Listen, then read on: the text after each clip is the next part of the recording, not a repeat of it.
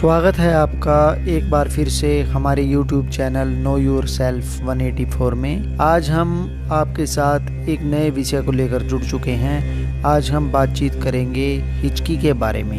हमें जब भी हिचकी आती है तो लोग कहते हैं कि कोई याद कर रहा होगा। वहीं कहीं कुछ लोग कहते हैं कि पानी पी लीजिए, हिचकी ख़त्म हो जाएगी। हिचकी से जुड़े कई मिथक भी हैं, लेकिन क्या आपको पता है कि हिचकी क्यों आती है, इसके पीछे का कारण क्या है? तो आइए जानते हैं इसके बारे में। बातचीत करते हैं आयुर्वेद आचार्य संजीव कुमार जी से। तो डॉक्टर साहब, सबसे पहले आप हमें यह बताइए कि हिचकी को आयुर्वेद में क्या कहते हैं? देखिए, हिचकी को आयुर्वेद में हिक्का के नाम से जाना जाता है। मॉडर्न साइंस में इसको हिकफ कहते हैं। जब प्राणवायु प्रकूपित होकर के तेज गति के साथ बाहर निकलती है तो अचानक मुंह से बाहर निकलते समय तेज गति के साथ हिक हिक की आवाज़ निकलती है।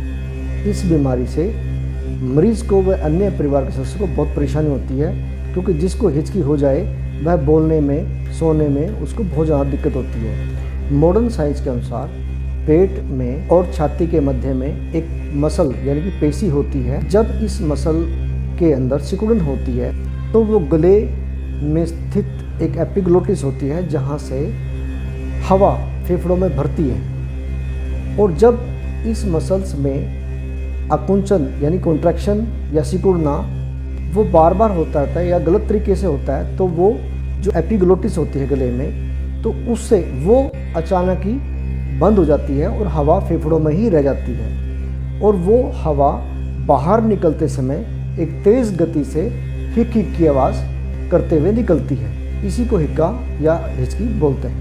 तो डॉक्टर साहब, ये जो हिचकी होती है कई बार मरीज को ऐसे शुरू होती है कि रुकने का नाम नहीं लेती। इसके कारण क्या होते हैं? देखिए, जब हम खाने में बहुत ज़्यादा जलन पैदा करने वाला भोजन जैसे कि मरीच, लाल मरीच, सरसों, भारी चीज़ें जैसे कि उड़द, कटहल, पेट में भारीपन व देर से पचने वाले खाद्य पदार्थ जैसे कि अरवी या फिर जौ, चना ज़्यादा मात्रा में प्रयोग करते हैं, या फिर दही, दूध, मछली, ठंडा पानी, कोल्ड ड्रिंक या ठंडा खाना खाते हैं, या फिर ठंडी जगह पर सोते हैं, या ज़्यादा तेज़ हवा में रहते हैं, अधिक मेहनत करते हैं, एक्सरसाइज करते हैं, अपनी ताकत से ज़्यादा काम करते हैं, अधिक वजन उठाते हैं, अधिक पैदल चलते हैं, या फिर कभी कम या कभी ज़्यादा भोजन करते हैं, जिससे पेट में वायु की वजह से भारीपन हो जाता है। ठंडे व गर्म पदार्थों का एक साथ प्रयोग करने से ये सभी कारण हिक्का को उत्पन्न करते हैं। लेकिन यह इसकी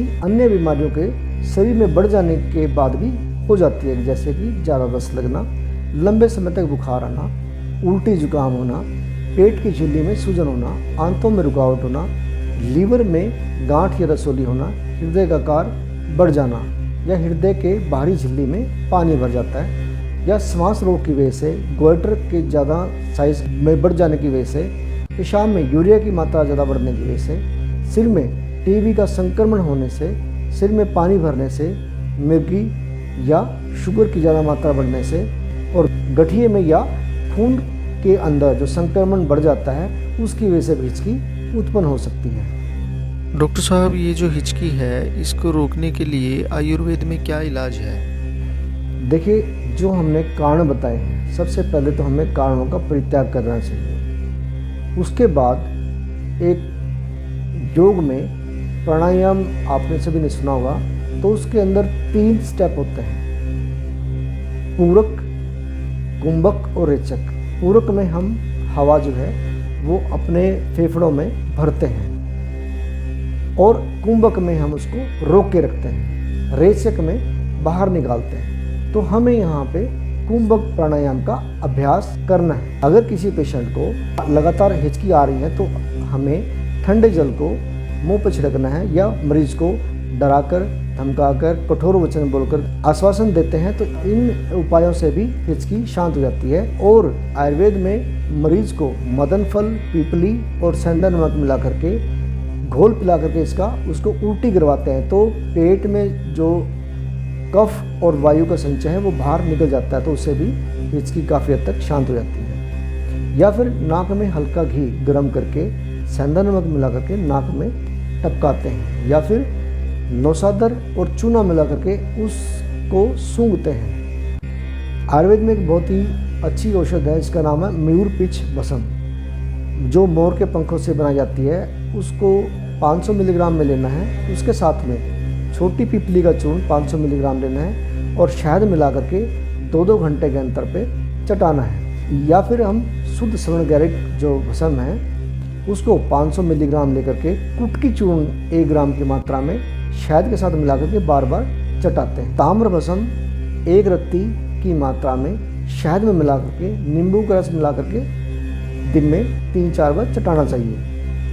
इसके साथ में कुछ विशेष योग आते हैं हमारे आयुर्वेद में, तो उसके लिए हम कनकासव यानी कि 20 से 40 ml की मात्रा में दुगनी मात्रा में पानी मिला करके उसको दिन में 3 बार पिलाना चाहिए। आरोग्यवर्धिनी बट्टी 2-2 गोली दिन में 3 बार प्रयोग करनी चाहिए। तो डॉक्टर साहब ये तो थी इलाज की बात, लेकिन हमें यह भी बताइए कि हिचकियाँ लगने पर किन किन चीज़ों का सेवन करना चाहिए और किन किन चीज़ों के सेवन से बचना चाहिए।